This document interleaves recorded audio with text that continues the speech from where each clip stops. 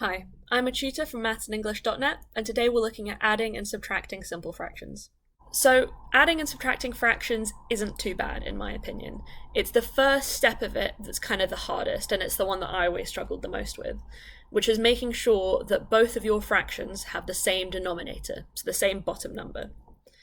The rest of it is actually pretty straightforward, and we'll get onto that in a second. And sometimes you might get lucky and you might get given a question where the bottom numbers are already the same. And if that's the case, great, you can join back in at step 2 once we get to that.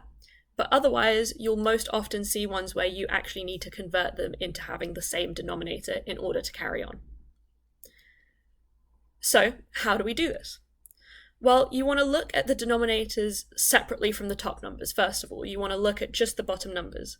And if they're different, you need to work out their lowest common multiple. What that means is basically just finding the lowest possible number that both of those bottom numbers are factors of. Sounds a little bit confusing, but it'll make more sense when I show you in an example. If one of the numbers is a factor of the other, for example, let's say one of your denominators is 4 and the other one is 2, you only need to worry about converting one of them into the other. If you get something like 2 and 3, you might need to convert both of those into something that has the same denominator, which would be 6. An important note when doing this is that when you're converting the fractions, anything that you do to the bottom number, you have to also do to the top number. The reason for this is that if you were to multiply the bottom number by 2 and then do nothing to the top number, you've actually changed the fraction, so for it to represent the same thing, you have to make sure you do the same to the bottom as you do to the top. Now, you want to transfer that denominator across to your answer, because your answer will usually be a fraction. So let's say you've worked out that the denominator should be 6, you transfer that across to the answer once you've converted both of your fractions into having that denominator. And now you just need to worry about the top numbers. So you add and subtract them as normal, and that will give you the top part of your answer fraction. Might be a little bit confusing, but we'll look at it with an example. So in this example, you've been given 3/8 and 3/4 to add together. So you can see that the denominator isn't currently the same, so we need to make sure we convert them into having the same denominator. So if you look at the two denominators, 8 and 4, you might see that their lowest common multiple is actually 8. So the fraction on the left can stay exactly the same. So we keep that one exactly as it is.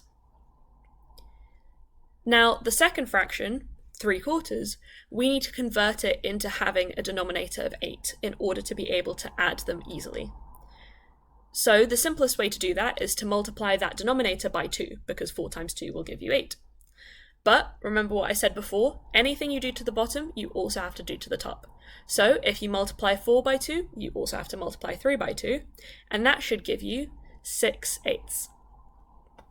Now we've got that same denominator, so that will be the denominator of our answer. That bottom number will stay the same, and it will be 8.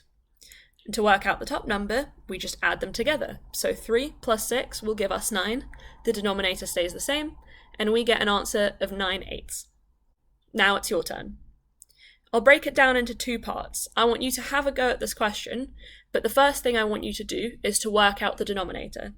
So pause the video, look at the 2 bottom numbers of the fractions, and work out their lowest common multiple, and then come back. Hopefully you've now worked out that the lowest common multiple for those 2 numbers is 6, so the denominator of our fraction has to be 6. What you want to do now is make sure you convert both of those fractions into having the same denominator and subtract them as you normally would. Have a go and come back for the answer. If you've come back and you've had a go, hopefully what you should have done is turned 4/3 into 8/6, and hopefully turned 1/2 into 3/6. So 8/6 minus 3/6 should give you 5/6 as your answer. Next lesson, we will be looking at converting mixed numbers to improper fractions. Subscribe to the channel, and I'll see you for the next video.